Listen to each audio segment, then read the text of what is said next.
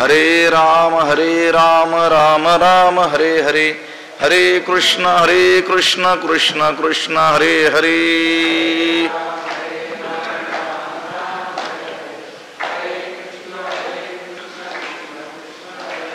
पुंडलीक वरदा हरि विठ्ठल श्री ज्ञानदेव तुकाराम, पंढरीनाथ भगवान की जय, माऊली ज्ञानेश्वर महाराज की जय, जगद्गुरु तुकाराम महाराज की जय। एवं बुद्धे परम बुद्ध्वा संस्तभ्यात्मानमात्मना, जहि शत्रुं महाबाहो कामरूपं दुरासदम्, नमामि सद्गुरुं शान्तं सच्चिदानंद विग्रहं, पूर्ण ब्रह्म परानंदमीशमालंदी वल्लभम्।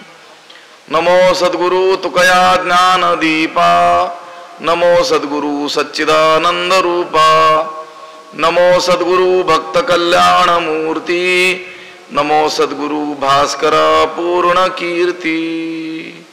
अखंड मंडलाकारं व्याप्तं येन चराचरं, तत्पदं दर्शितं येन तस्मै श्री गुरवे नमः। जयांची केली स्मरण, होय सकळ विद्यांचे अधिकरण, तेची बंधू श्री चरण श्री गुरूंचे ते नमस्कारोनी आता। एवं बुद्धे परम बुद्ध्वा संस्तभ्यात्मानमात्मना, जहि शत्रुं महाबाहो कामरूपम दुरासदम। ग्रंथराज ज्ञानेश्वरीच्या 3ऱ्या अध्यायाचं चिंतन आपण करतो आहोत आणि या 3ऱ्या अध्यायातील 43व्या क्रमांकाचा म्हणजे शेवटचा हा श्लोक आहे। ह्या श्लोकाचा अन्वय आणि अर्थ एकदा आपण पाहूयात। महाबाहो एवं बुद्धेः परम बुद्ध्वा आत्मना आत्मानं संस्तभ्य दुरासदं कामरूपं शत्रुं जहि। हे महाबाहो म्हणजे हे अर्जुना, अजानुबाहू असलेल्या हे अर्जुना, अजानुभुज असलेल्या हे अर्जुना, एवं बुद्धे हे परम बुद्ध्वा, या प्रमाणे बुद्धीच्या पलीकडे असलेल्या आत्म्याला म्हणजे जाणून, आत्मना आत्मानं संस्तभ्य, मनाने मनाला संस्तभ्य चांगल्या प्रकारे स्थित करून, दुरासदम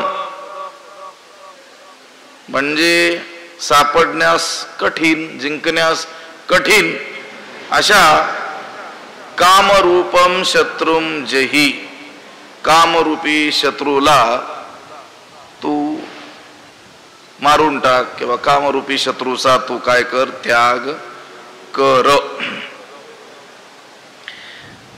हे महाबाहु, हे अजानुभुज असलेल्या अर्जुना, एवं या प्रकारे, आता पाठीमागच्या श्लोकामध्ये 42व्या श्लोकामध्ये जे सांगितलं होतं, इंद्रिय आणि पराण्याहुरिंद्रियेभ्य परम मनः, मनसस्तु परा बुद्धीर यो बुद्धे परतस्तु सहा।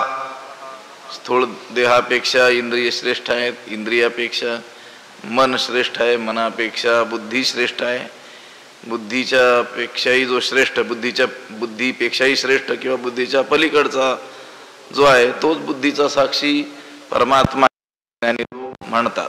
त्या श्लोकाचे वेगवेगळ्या टीकाकारांनी वेगवेगळे काय केले अर्थ, विषयाचं ध्यान जरी केलं, थोडंसं जरी केलं, जरी विपाये वाहे मन थोडंसं जरी ध्यान त्यानं त्या विषयांचं केलं तरी देखील त्याचा सर्वनाश होत असतो।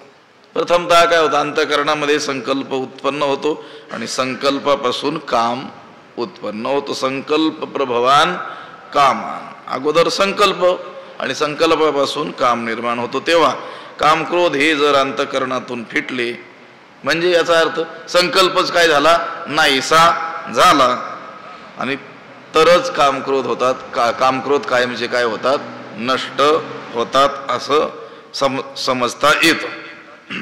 हा विषय ते निमाले आहे की इंद्रिय नेमाची धारणी देखी तरी हे घालूनी मुके जीविताशी. आता मनाचं निर्दळन केल्यानं म्हणजे मन स्वाधीन केल्यानं अंतर्मुख केल्यानं ते मन आत्मस्वरूपी स्थित करणं काय होतं शक्य होतं. कोणतं मन आपल्या आत्मस्वरूपाच्या ठिकाणी स्थिर होईल? स्वाधीन झालेलं मन, ज्या मनाचा निग्रह केला गेलेला आहे तेच मन, जे शुद्ध झालेलं मन आहे तेच काय होऊ शकतं आत्मस्वरूपाच्या ठिकाणी स्थिर होऊ शकतं.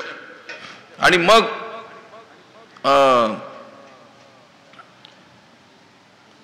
आत्मस्वरूपी ते मन स्थिर झालं, मनानं आपलं मनपण सोडलं. भगवंत म्हणतात की नाही, मनमना भव मद भक्तो.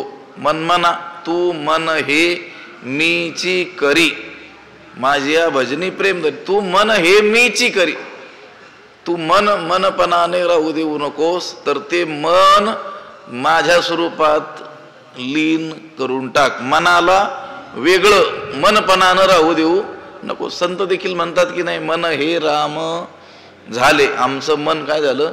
रामरूप होऊन गेलं. म्हणजे मन राहिलं नाही, ते मन आत्मस्वरूपाच्या ठिकाणी लीन होऊन गेलं.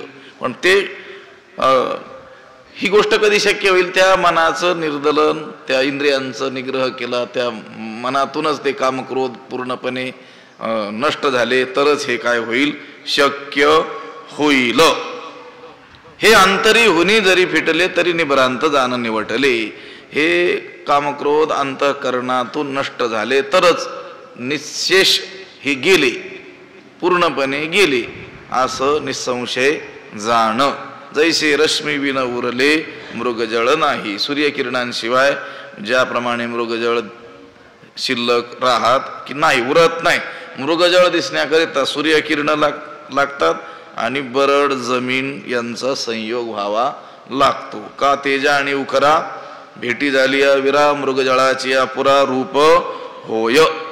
ते मृगजळ संध्याकाळी रात्री दिसतं का? भले चांदण्यांचा प्रकाश असला, चंद्राचा प्रकाश असला, तरी त्या चंद्रप्रकाशात मृगजळ दिसूच शकत नाही. ते काहीची न दिसे मृगजळ चांदिना जेवी. चांदण्यामध्ये मृगजळ काहीही झालं तरी दिसत नाही. सूर्यकिरण आणि ती उखर भूमी, बरडी रान यांचा काय व्हावा लागतो? संयोग व्हावा लागतो, तेव्हा ते मृगजळ दिसत असतं. ज्याप्रमाणे सूर्यकिरणांशिवाय मृगजळ दिसत नाही. सूर्यकिरण गेली की मृगजळ ही नष्ट झालं, पूर्णपणे नष्ट झालं.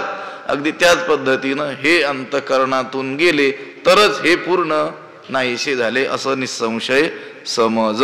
हे अंतरी हुनी जरी फिटले तरी निभ्रांत जाणे निवटले. जैसे रश्मी विन उरले मृगजळ नाही. आणि मग हे कामक्रोध नष्ट झाले, म्हणजे हे रागद्वेष जर नष्ट झाले तर काय लाभ? तैसे रागद्वेष जरी निमाले तरी ब्रह्मीचे स्वराज्य आले. मग तो भोगी सुख आपुले आपणची. तैसे रागद्वेष जरी निमाले तरी ब्रह्मीचे स्वराज्य आले. मग तो आपणची आपुले सुख भोगी. तैसे त्याप्रमाणे काम क्रोध जरी निमाले, रागद्वेष जरी निमाले, हे रागद्वेष काम क्रोध जर नष्ट झाले तरी ब्रह्मीचे स्वराज्य आले, तर ब्रह्माचे स्वराज्य प्राप्त झालं. जर हे नष्ट झाले तरच देह पारतंत्र्य, आता देहाचं स्वराज्य आहे, देह पारतंत्र्य नष्ट होऊन काय होईल? ब्रह्माचं स्वराज्य प्राप्त होईल. आणि मग तो पुरुष आपणची आपले सुख भोगी, आपणच आपले सुख भोगतो किंवा भोगी. आपलं सुख आपणच तो पुरुष उपभोगतो. कधी? ज्या वेळेस रागद्वेष पूर्णपणे काय होतात? निमाले, म्हणजे शमले, नष्ट झाले. अंतःकरणातूनच ज्या वेळेस रागद्वेष कामक्रोध हे नष्ट होतील तेव्हा ब्रह्मीचे स्वराज्य आले. त्यावेळेस ब्रह्माचं स्वराज्य प्राप्त झालं. प्राप्त झालं म्हणून समजावं किंवा प्राप्त होतं. तैसे रागद्वेष जरी निमाले, निमाले म्हणजे शमले, नष्ट झाले.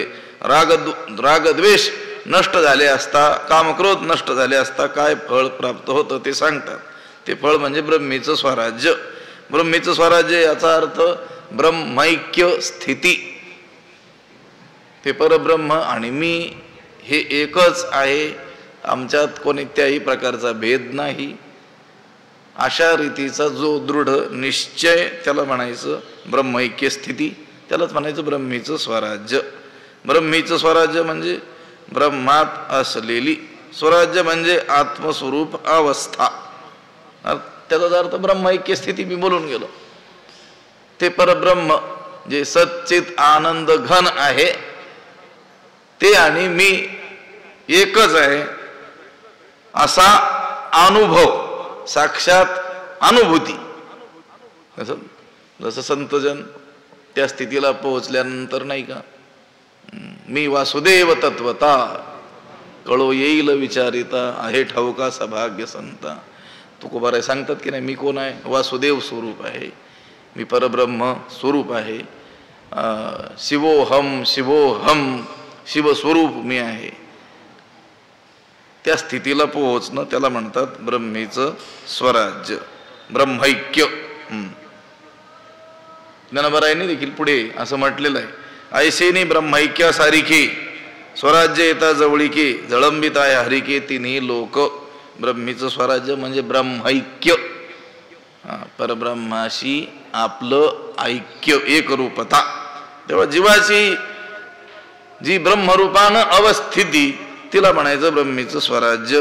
म्हणजे जीवानं ब्रह्मरूप होऊन जाणं. ब्रह्मरूप तो आहेच आहे, नवीन व्हायचं नाही आहे, फक्त जाणत नाही आहे, ते जाणून घ्यायचं आहे. आता वस्तुतः जर आपण वास्तविक त्याचा जर विचार आपण केला तर जीव हा मूळचाच काय आहे? ब्रह्मरूप आहे, आत्मरूप आहे. हे देह हे काय त्याचं स्वरूप नाही आहे, तो आत्मरूपच आहे. तुका म्हणे कैची की कोठे जीव निराळा. तुकोबाराय म्हणतात जीव त्या परब्रह्माहून कधीही निराळा म्हणजे वेगळा नाहीच आहे. जीवो ब्रह्मैव ना परहा, जीव हा ब्रह्म एव, जीव ब्रह्मच आहे, अपरहा न दुसरा नाही आहे, वेगळा नाही आहे. पण मग ही त्याची जी ब्रह्मरूपता आहे ही नष्ट कशी काय झाली? नष्ट होण्याला कारण हे रागद्वेष आहेत, कामक्रोध आहेत. वास्तविक आत्मा हा जीवाच्या जवळ आहे. जवळ आहे म्हणजे काय? जीवाचं स्वरूपच आत्मा आहे. तैसा हृदयामध्ये मी रामू, त्याचं ते स्वरूपच आहे. परंतु त्याचं प्रत्यक्ष त्या ज्ञान त्याला जे होत नाही आहे त्याला कारण हे राग द्वेष रूपी प्रतिबंध मध्ये आहेत, कामक्रोध रूपी हे प्रतिबंध आहेत. पाठीमागे सांगितलं होतं मी तुकोबारायांचे एक अभंग, कामक्रोध आड पडिले पर्वत राहिला अनंत पलीकडे. पलीकडे अनंत आहे, अलीकडे मी आहे. जवळच आहे तो अनंत, तो परमात्मा, पण मध्ये काय आहे? कामक्रोध रूपी पर्वत आड पडलेले आहेत. नुल्लंघ हवे मज न सापडे वाट, दुस्तर हा घाट वैरियांचा. ते पर्वत कसे उल्लंघून जावेत, तो मार्ग कोणता आहे तिथपर्यंत जाण्याचा हे काही मला कळत नाही. दुस्तर हा घाट वैरियांचा, वैरियांचा दुस्तर असा घाट काय आहे? मध्ये आहे. म्हणजे हा जीवच परमात्मा स्वरूप आहे, पण त्याच्या परमात्मा स्वरूपतेचा अनुभव त्याला न येण्याला कारण प्रतिबंध कोण आहेत? राग द्वेष आहेत. आता ही वस्तू अत्यंत जवळ असली तरी देखील तिचं प्रत्यक्ष दर्शन म्हणजे ज्ञान अनेक वेळेस होत नसतं. वस्तू समीप आहे, अत्यंत जवळ आहे. आता आत्मा जीवाच्या अत्यंत जवळ आहे. जवळ म्हणजे त्याचं काय आहे? स्वरूपच आहे. तरी देखील मी आत्मरूप आहे असं कोणी म्हणतंय का? म्हणजे कोणाला ज्ञान आहे का मी आत्मा असल्याचं? नाही आहे. मग काय कारण? प्रतिबंध आहेत. शास्त्रात असे काही प्रतिबंध सांगितलेले आहेत की वस्तू अत्यंत जवळ असून देखील दिसत नाही. 8 काही कारण, 8 अशी त्याची काही कारणं सांगितलेली आहेत की वस्तू तिचं ज्ञान न होण्यास काय काय कारण असू शकतात. त्यांनी सांगितलं त्या 8 कारणातलं एक कारण अति दूर असल्यामुळं. अति दूर जर असेल तरी आपल्याला ती वस्तू दिसत नाही, तिचं ज्ञान होत नाही. आता इथून 100 किलोमीटरवर वस्तू आहे, दिसेल का? 10 किलोमीटर वस्तू आहे, नाही. अति दूर, अति दूरात म्हटले. सामिप्यात, अति समीप, अत्यंत जवळ. तर डोळ्यामध्ये आपण काजळ घालतो, तर डोळ्याच्या किती आहे? ती अत्यंत जवळ आहे, पण डोळ्याने दिसतं का? नाही. ते पाहण्याकरिता आरसा म्हणजे त्या प्रतिबिंबाला पाहतो आपण, पण आरशाचा उपयोग न करता तसंच ते काजळ आपल्याला दिसेल का? नाही. म्हणजे अति दूर असलं तरी ज्ञान होत नाही, अति समीप जरी असलं तरी ज्ञान होत नाही. इंद्रियांचा घात झाला असता, इंद्रियांमध्ये सामर्थ्य इंद्रियांचं नष्ट झालं असता तरी दिसत नाही. आता जवळच वस्तू आहे, पण डोळ्याचं सामर्थ्य जर नष्ट झालं असेल तर तरी देखील त्या वस्तूचं ज्ञान होत नाही. म्हटले इंद्रिय सामर्थ्य ही आहे, वस्तू ही जवळ आहे, अत्यंत जवळही नाही फार दूरही नाही, अशी नजरेच्या टप्प्यात आहे. पण मन कामादी विकारांनी काय झालेलं आहे? ग्रस्त झालेलं आहे. तरी देखील वस्तू जवळ असूनही दिसत नाही, कारण मन दुसरीकडे जर गुंतलेलं असेल तर. माणूस म्हणतो मी तुझ्या समोरून 2 वेळेस गेलो, तू पाहिलं सुद्धा माझ्याकडे. तो म्हणतो नाही, माझं लक्षच नव्हतं, कुठेतरी मन दुसरीकडे दुसऱ्या विचारामध्ये होतं. म्हणजे अति दूर असलं तरी ज्ञान होत नाही, अति समीप असलं तरी ज्ञान होत नाही, इंद्रियामध्ये असामर्थ्य असलं तरी ज्ञान होत नाही, मन दुसरीकडे गुंतलेलं असलं तरी ज्ञान होत नाही, वस्तू सूक्ष्म असली तरी ज्ञान होत नाही. अति दूरही नाही, अति समीपही नाही, इंद्रियामध्ये दोष नाहीत, मन देखील स्थिरच आहे, पण वस्तू अतिशय सूक्ष्म आहे. आता काही काही विषाणू अतिशय काय असतात? सूक्ष्म असतात. आता हवेमध्ये हे रोगाचे जे जंतू असतात, विषाणू असतात, या हवेद्वारे पसरतात, जे संसर्गजन्य रोग वगैरे असतात, दिसतात का आपल्याला डोळ्यांनी? याच्या खाली पाहावं लागतं. सूक्ष्मदर्शक यंत्र जे असतं त्याच्या खाली 1000 पट, 2000 पट, 10,000 पट मोठं करून पाहिल्यानंतर मग ते दिसतात. अतिशय सूक्ष्म वस्तू जर असेल तरी देखील काय होत नाही? ज्ञान होत नाही. बरं, वस्तू सूक्ष्मही नाही, चांगली आहे, स्थूल आहे, दिसण्यासारखी आहे, म्हणणे इंद्रिय चांगली आहेत, अति दूर नाही, अति समीपही नाही आहे, मनही कामादी विकारांनी काही दोषयुक्त झालेलं नाही आहे, तरी देखील त्या वस्तूच्या आणि आपल्यामध्ये काही जर आडपडदा असेल तरी दिसतात. भिंतीच्या पलीकडचं दिसतंय का आपल्याला? नाही दिसत. मध्ये काय आहे? व्यवधान आहे. तेजाचा पराभव झाल्यास, म्हणजे जर आता इथं आता अंधारच पडला, वस्तू जवळही आहे, आडपडदाही नाही आहे, इंद्रिय चांगले आहेत, दिसेल का आपल्याला? नाही दिसणार. आणि दुसऱ्या वस्तूशी ती वस्तू जर मिळून गेलेली असेल तरी देखील वस्तूचं ज्ञान होत नाही.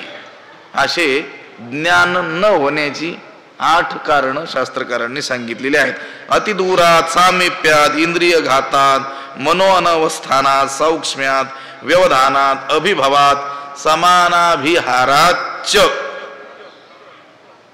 आता हे पहा, ती 8 कारणं जी सांगितली त्याची उदाहरण सुद्धा सांगतात. आकाशामध्ये अति दूर एखादा पक्षी उडत असेल, काही पक्षी अत्यंत उंच असे विमान उडतात अगदी, म्हणून तर विमानाला ती पक्षी कधी कधी काय येतात म्हणे, आडवे येतात, आणि त्या पक्षाच्या आडव्या येण्यानं देखील काय होऊ शकतो? मोठा अपघात होऊ शकतो. आता तो आपल्याला इथून भूमंडळावरून, जमिनीवरून डोळ्याने दिसेल का तो पक्षी? नाही. का? अति दूरात, अति दूर असल्यामुळे. बर, सामिप्यात उदाहरण दिलं मी, डोळ्यात घातलेलं अंजन ते आपल्याला अति समीप असल्यामुळे दिसत नाहीत. इंद्रिय घातात, अर्थात डोळाच गेलेला असेल तर दिसण्याचं काय होतं? बंद होतं. मनोअनावस्थानात, मन जर जाग्यावर नसेल तर जवळचा असून सुद्धा दिसत नाही. सौक्ष्म्यात, अतिसूक्ष्म असेल, पाण्यात सूक्ष्म जंतू वगैरे असतात, ते दिसतात का? नाही दिसत. व्यवधानात म्हणजे आडपडदा, मध्ये पडदा असेल, भिंत असेल तरी पलीकडचं दिसत नाही. अभिभवात तिरोधन जर झालं तरी दिसत नाही. आता सूर्यावर ढगाचं काय झालं? आच्छादन आलं तर सूर्य आपल्याला दिसत नाही, तिरोभूत झाला म्हणून.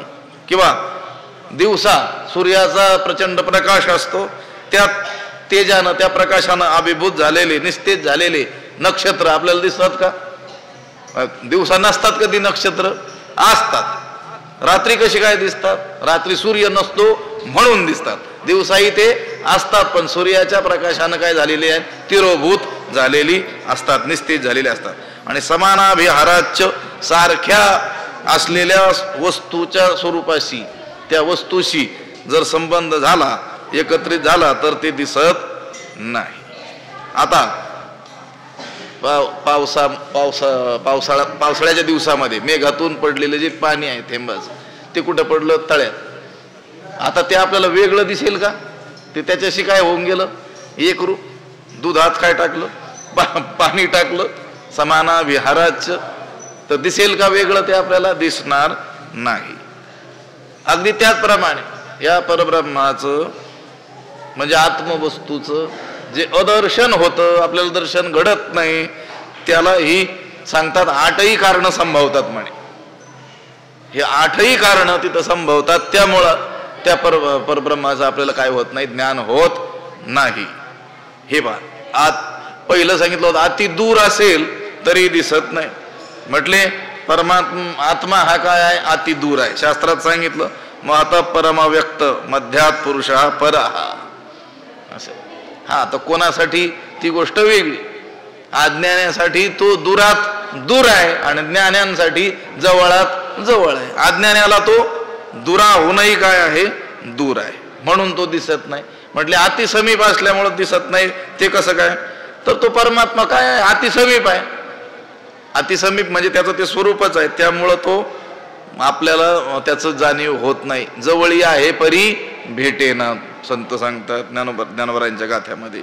बर, इंद्रिय घातान, इंद्रिय असमर्थ असतील तरी देखील काही वस्तूंचं आपल्याला ज्ञान होत नाही.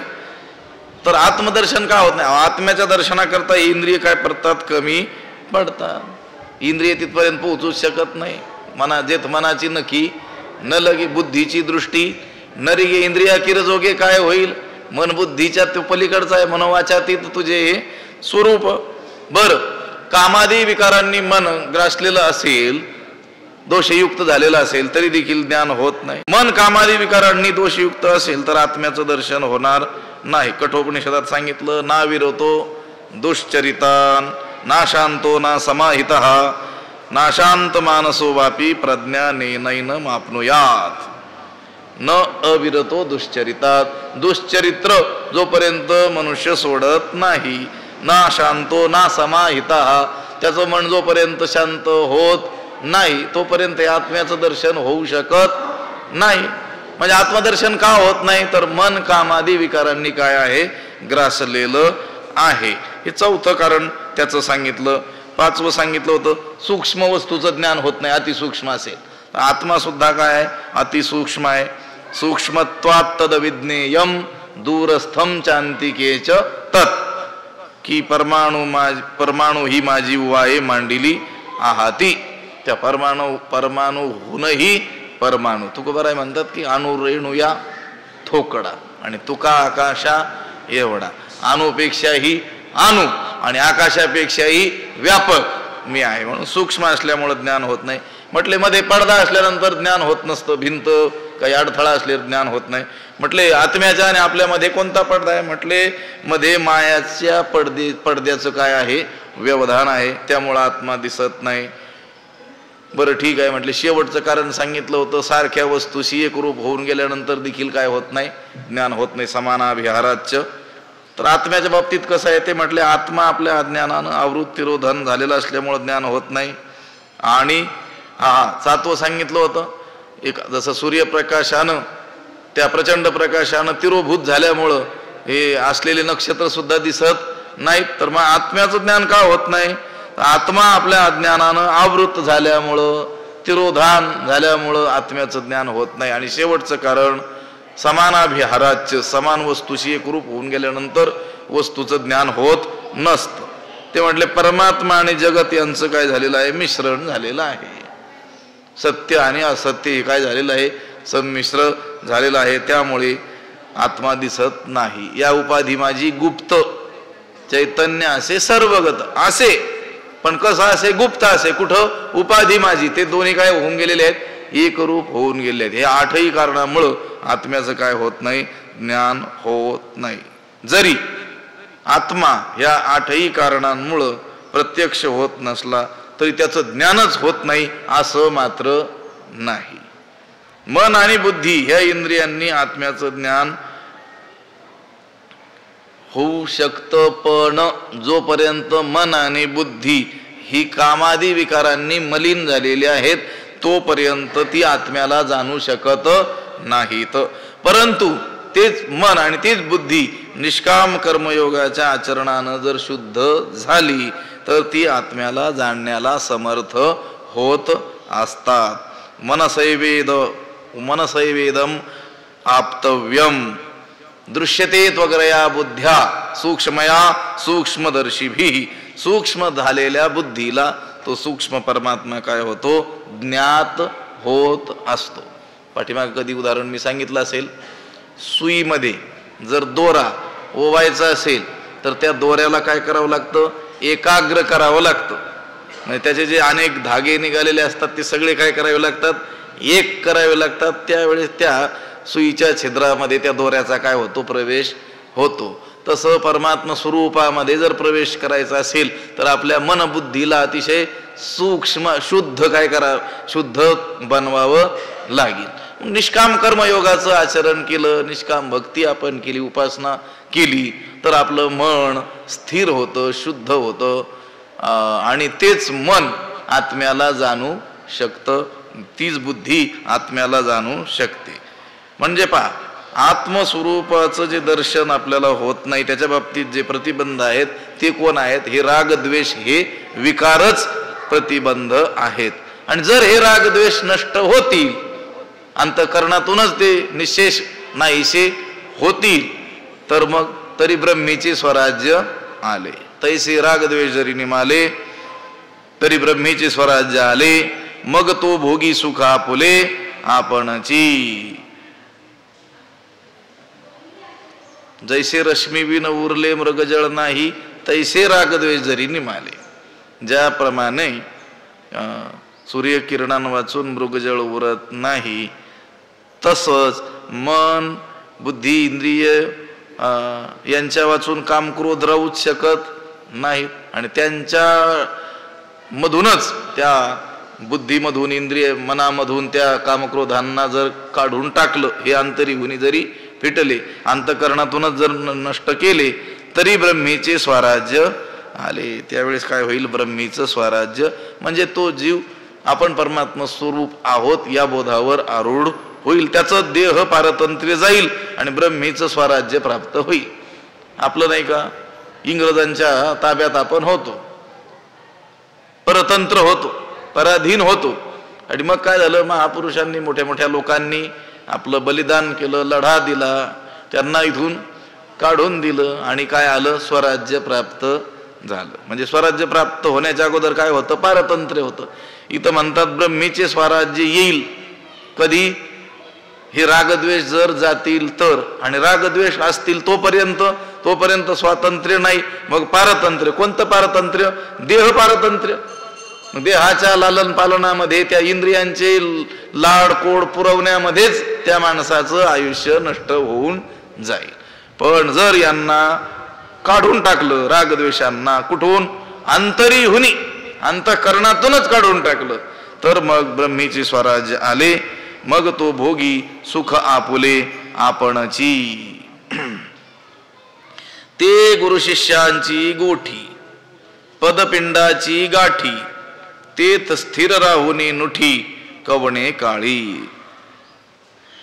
जे गुरु शिष्याची गोठी, जे गुरु शिष्याचं रहस्य, गुप्त असलेलं जे रहस्य, पदपिंडाची गाठी, जीवाशिवाची असलेली भेट, एकता. पद, पद शब्दाचा असतं व्यापक ब्रह्म, आणि पिंड, पिंड म्हणजे परिच्छिन्न जीव, म्हणजे जीवाशिवाची भेट, एकता. तेथ स्थिर राहुनी कवने काळी नुठी. त्या ठिकाणी स्थिर होऊन केव्हाही तू हलू नकोस. त्या ऐक्याच्याच ठिकाणी स्थिर राहून तू कोणत्याही काळात तिथून हलू नकोस किंवा तेथेच तू राहतोस. ते गुरु शिष्याची गोठी. जे ते गुरु शिष्याची गोठी. ते जे आत्मसुख आहे ते केव्हा प्रचितीला येतं ते सांगतात. म्हणजे ते ब्रह्मीचं स्वराज्य, आपलं सुख आपणच तो जो भोगतो ते केव्हा आपल्या प्रतीतीला येतं ते म्हणतात ते गुरु शिष्याची गोठी. गोठी म्हणजे रहस्य, गोष्ट, संवाद. पुढे येईल की नाही, आधीची विवेकाची गोठी, वरी प्रतिपादी श्रीकृष्ण जग जेठी आणि भक्तराज किरीटी परिसत असे. गोठी म्हणजे गोष्ट, आधीच विवेकाची गोष्ट. पुढच्याच अध्यायात त्याचा विषय येणार आहे. गोठी म्हणजे गोष्ट, रहस्य, संवाद. गुरु शिष्याची गोठी म्हणजे गुरु शिष्यातील संवाद. आता गुरु शिष्यामध्ये काय संवाद असणार आहे? आत्मस्वरूपाविषयीच काय असणार आहे? चर्चा असणार आहे. त्या संसारातील गुजगोष्ट किंवा अशी काही काल्पनिक कथा असं तर त्यांच्यामध्ये असणार नाही आहे. ज्ञानोबरायांनी गोठी हा शब्द जो आहे तो ब्रह्मविचार म्हणा, तत्वविचार, आत्मानात्मविचार या अर्थामध्ये अनेक ठिकाणी योजलेला आहे. पुढंच आपण बोललो, आता पुढच्या अध्यायातच येईल आधीची विवेकाची गोठी. तरी तिची आता परियसी, त्याची आता थोडीशी गोठी सांगिजेल परियसी, जे अहंकार तनुसी वालभ पडिले. तेथे देखील गोठी शब्द हा त्या गुरु शिष्याची गोठी, इथं जसा गोठी शब्द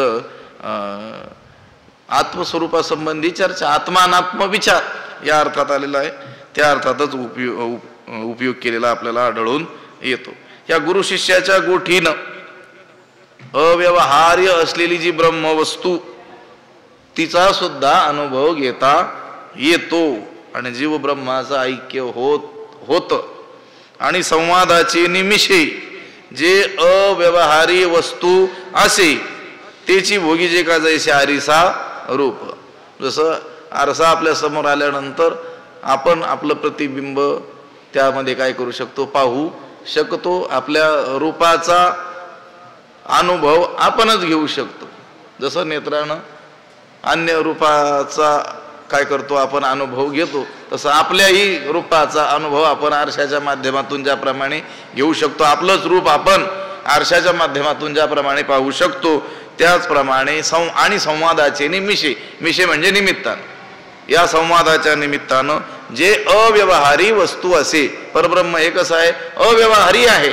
त्या अव्यवहारी वस्तूचं सुद्धा तेची भोगी जे का जैसे आरिसा रूप तिचा सुद्धा अनुभव घेता येतो. कशानं? या गोठीनं. गुरु शिष्याची गोठी, पदपिंडाची गाठी, तीत स्थिर राहुनी नुठी कवणे काळी. त्या गुरु शिष्याची गोठी, गुरु आणि शिष्य यांची जी गोष्ट आहे, गोष्ट म्हणजे हा आत्मानात्म विचार त्या दोघांमध्ये जो होणार आहे, त्या गुरु शिष्याच्या एकांतात होणाऱ्या संवादानं काय होईल? पदपिंडाची गाठी. पद म्हणजे व्यापक असलेलं परब्रह्म आणि पिंड म्हणजे परिच्छिन्न असलेला जीव. या दोघांचं काय होईल? ऐक्य होईल. आणि त्या ऐक्याच्या ठिकाणी स्थिर राहून कवणे काळी नुठी, कोणत्याही काळामध्ये उठू नको, हलू नको किंवा हलणार तू नाहीस. ऐसे सकळ सिद्धांचा राव, देवी लक्ष्मीचा ना हो, राया ऐके देव देवो बोलता झाला. आता हा अध्याय समाप्त होतोय. पुढचा जो अध्याय आहे त्याच्या संबंधी थोडंसं ज्ञानोबराय बोलतील. आता याप्रमाणे ऐसे सकळ सिद्धांचा राहो, राय देवी लक्ष्मीचा ना हो, राया ऐके देव देव बोलता झाला. हे राया, सकळ सिद्धांचा राहो, देवी लक्ष्मीचा ना हो, देव देवो ऐसे बोलता झाला ऐके. राया म्हणजे हे राजा, हे धृतराष्ट्रा. धृतराष्ट्राला सांगतोय की नाही? कोण? संजय सांगतोय धृतराष्ट्राला. हस्तिनापुरामध्ये काय सांगतोय? की त्या कुरुक्षेत्रावर हे असं घडत आहे. भगवंत अर्जुनाशी बोलत आहेत. अर्जुन भगवंताला असं विचारतो आहे. हे सगळं त्या हस्तिनापुरामध्ये तो धृतराष्ट्राला तो संजय सांगतो आहे. ऐसे राया ऐके देव देव बोलता झाला. हे राया, सकळ सिद्धांचा राहो, सर्व सिद्धांचा राजा, देवी लक्ष्मीचा नाहो, देवी लक्ष्मीचा पती, देव देव देवांचा देव ऐसे बोलता झाला. याप्रमाणे बोलू बोलत आहे, ऐके तू ते काय कर, तू ऐक. संजय धृतराष्ट्राला म्हणतो आहे, हे राजा ऐक. कोण बोलतोय? ते म्हणतात सकळ सिद्धांचा राव, सर्व सिद्धांचा राजा. भगवंत अर्जुनाला सांगतात ना, तर भगवंताला तो विशेषण देतोय सकळ सिद्धांचा राव. म्हणजे त्या संजयाला वाटतंय या धृतराष्ट्रानं सुद्धा लक्षपूर्वक हे ऐकावं, पण ते धृतराष्ट्र हे काय ऐकत नाही. तो म्हणतो ते काय झालं तेवढं सांग. युद्धामध्ये हे भगवंतानं निष्काम कर्मयोग सांगितला, मग ते अर्जुनानं प्रश्न विचारला आणि ते काही सांगू नको. पण तो एकनिष्ठ सेवक असल्यामुळं त्या संजयाला वाटतंय याचा देखील काय व्हावा, उद्धार व्हावा, आणि यानं लक्षपूर्वक ऐकावं म्हणून सांगतोय. कोण? त्याचं महत्व तो सांगतोय. भगवंत सांगतोय. भगवंत कोण आहे? सकळ सिद्धांचा राव, सर्व सिद्धांचा राजा आहे. देवी लक्ष्मीचा ना हो, लक्ष्मीचा पती तो आहे. देव देवो, देवांचा देव आहे. ऐसे बोलता झाला, असं त्यानं सांगितलं. म्हणजे हे जे सांगितलं आतापर्यंत हे काही कोणी सामान्य माणसानं दुर्लक्ष करण्यायोग्य असं नाही आहे. ते भगवंतानं सांगितलेलं आहे. ऐसे सकळ सिद्धांचा राहो, देवी लक्ष्मीचा ना हो, राया ऐके देव देवो, बोलता झाला. इथपर्यंत झालं. आता ज्ञानोबा आपल्याशी बोलतात. काय म्हणतात? आता पुनरपी तो अनंतू, आद्यो एकी मातू, सांगेल तेथे पांडुसुतू, प्रश्न करील. आता पुनरपी तो अनंतू, आता पुन्हा तो अनंतू म्हणजे श्रीकृष्ण एकी आद्य मातू सांगेल. एक आद्य म्हणजे प्राचीन, मातू गोष्ट, कथा सांगेल. ज्ञानोबा आपल्याला म्हणतात, श्रोते हो, आता तो भगवान श्रीकृष्ण अनंत पुन्हा काय करणार आहे? एक प्राचीन गोष्ट सांगणार आहे. असं का म्हटलं? पुनरपी, पुन्हा का म्हटलं? कारण अगोदर एक गोष्ट सांगितली ना, त्या ब्रह्मदेवानं प्रजेला निर्माण केलं आणि त्यांच्या उद्धाराकरता स्वधर्मरूपी यज्ञाची काय केली? निर्मिती केली. आणि तो प्रजेला असं म्हणाला की तुमच्या उद्धारासाठी याचा काय करा, उपयोग करा. म्हणतात, हे श्रोते हो, तो अनंत, तो श्रीकृष्ण भगवंत पुन्हा आणखी एक आद्यू एकी मातू, पुन्हा एक जुनी गोष्ट सांगणार आहे. आणि त्यावेळेस तिथं पांडुसुतू प्रश्न करील, आणि त्यावर अर्जुन काय करणार आहे? प्रश्न करणार आहे. अनंतू ज्याला अंत नाही असा, देशतः कालतः वस्तुतः ज्याला अंत नाही असा अनंत, त्या परमात्म्याचं काय आहे? अनंत. हे एक काय आहे? अनंत म्हणती माझी या स्वामी ते, अनंत गुण त्या ते म्हणून या. नामदेवराय म्हणतात, माझ्या स्वामीला, या पांडुरंगाला, या देवाला अनंत असं म्हणतात. का म्हणतात? अनंत गुण त्या ते म्हणून या. अनंत अनंत गुण त्याच्या ठाई आहेत म्हणून असा तो अनंत. आता पुनरपी तो अनंतू. ज्ञानोबा श्रोत्यांना म्हणतात, आता पुन्हा तो अनंत, तो श्रीकृष्ण एकी आद्य मातू, एक जुनी गोष्ट सांगेल, सांगणार आहे. तेथे पांडुसुतू प्रश्न करील, त्यावर अर्जुन प्रश्न करणार आहे. तया बोलाचा हन पाडू, का रसवृत्तीचा निवाडू, येणे श्रोतया होईल सुरवाडू, श्रवण सुखाचा. तया बोलाचा हन पाडू, त्या बोलण्याची योग्यता, तो जो भगवंत बोलणार आहे त्या बोलण्याची जी योग्यता आहे. का म्हणजे अथवा रसवृत्तीचा निवाडू, त्या भगवंताच्या बोलण्यातील जो रस आहे त्या रसाचा परिपोष. येणे श्रोतया, श्रवण सुखाचा सुरवाडू होईल. यानं श्रोत्यांना ऐकण्याच्या सुखाची रेलचेल होईल. श्रोत्यांना सुखद सुख, प्रचंड सुख प्राप्त होईल. कशानं? त्या भगवंताच्या बोलण्याची योग्यता आणि त्या बोलण्यातील शांत आदी जे रस आहेत, नवरस, ते रस आणि त्या रसातील विभाव, अनुभव यांचे जे भेद, निवाड, या सर्व कारणांनी श्रोत्यांना काय होईल? श्रवण सुखाची रेलचेलच होईल, समृद्धी होईल. कुठं? चौथ्या अध्यायामध्ये. म्हणजे पुढचा अध्याय ऐकला पाहिजे. त्यासाठी ज्ञानोबा काय करतात? आता जाहिरात करतात. हे हा अध्याय संपता तुम्ही नाही का मालिका पाहता का? सिरियल रोज क्रमानं येणाऱ्या उद्या ती सिरियल आवर्जून त्या बायांनी पाहिलीच पाहिजे याकरिता ती आदल्या दिवशीची सिरियल संपवता असं काहीतरी दाखवतात. हा की त्या बघणाऱ्या रोज नित्य नियम नामी तो प्राणी दुर्लभ असे ते लोक असतात ना नित्य नियमानं बघणारे. ते म्हणतात उद्या काय होणार आहे, उद्या काय होणार आहे. तसं ज्ञानोबा सांगतात की उद्या काय होणार आहे. उद्या म्हणजे या 4थ्या अध्यायामध्ये काय होईल. तया बोलाचा हान पाडू, त्या भगवंताच्या त्या बोलण्याची योग्यता की रसवृत्तीचा निवाडू. तो जे बोलेल त्याच्यामध्ये हे जे रस आहेत, नवरसी भरवी सागरो हे नवरस, आणि त्यातील निवाड विभाव अनुभाव इत्यादी जे भेद या सर्व कारणांनी येणे, यामुळं श्रोतया श्रवण सुखाचा सुरवाड होईल. श्रोत्यांना श्रवण सुखाची समृद्धी प्राप्त होईल. ज्ञानदेव म्हणे निवृत्तीचा, चांग उठावा करुणी उन्मेषाचा, मग संवाद श्री हरिपार्थाचा भोगावा बापा. निवृत्तीचा ज्ञानदेव म्हणे. निवृत्तीनाथांचे शिष्य असलेले ज्ञानदेव म्हणतात बाप्पा, हे बाबांनो, उन्मेषाचा चांग उठावा करुणी, बुद्धीला चांगले उत्साहित करून, श्रोत्यांनी आपल्या प्रतिभेला बुद्धीला चांगल्या प्रकारे प्रोत्साहित करून मग श्री हरी पार्थाचा संवादू भोगा. श्री हरी श्रीकृष्ण आणि पार्थ अर्जुन, श्रीकृष्ण अर्जुनाच्या संवादाचा आनंद काय करा, भोगा. त्या आनंदाचा उपभोग घ्या.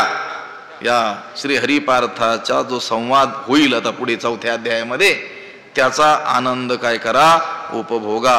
कसा, चांग उठावा करुणी उन्मेषाचा, उन्मेषाचा चांग उठावा करुणी, आपल्या प्रतिभेला आपल्या बुद्धीला चांगल्या प्रकारे प्रोत्साहित करून अगदी नव्या तयारीनं काय करा, त्या 4थ्या अध्यायाचं श्रवण करा. आणि श्री हरी पार्थाचा जो संवाद आहे तो त्याचा आनंद काय करा, भोगा. पुंडलिक वरदा हरी विठ्ठल. श्री ज्ञानदेव तुकाराम पंढरीनाथ भगवान की जय. माऊली ज्ञानेश्वर महाराज की. विठ्ठल विठ्ठल विठ्ठल विठ्ठल. पुंडलिक वरदा हरी विठ्ठल. श्री ज्ञानदेव तुकाराम पंढरीनाथ भगवान की जय. माऊली ज्ञानेश्वर महाराज की जय. आता विश्वात्मके देवे येणे वाग्यज्ञे तोषावे, तोषोनी मज द्यावे पसाय दान हे. जे खळांची व्यंकटी सांडो, तया सत्कर्मी रती वाढो. भूता परस्परे पडो मैत्र जीवांचे, दुरितांचे तिमिर जावो.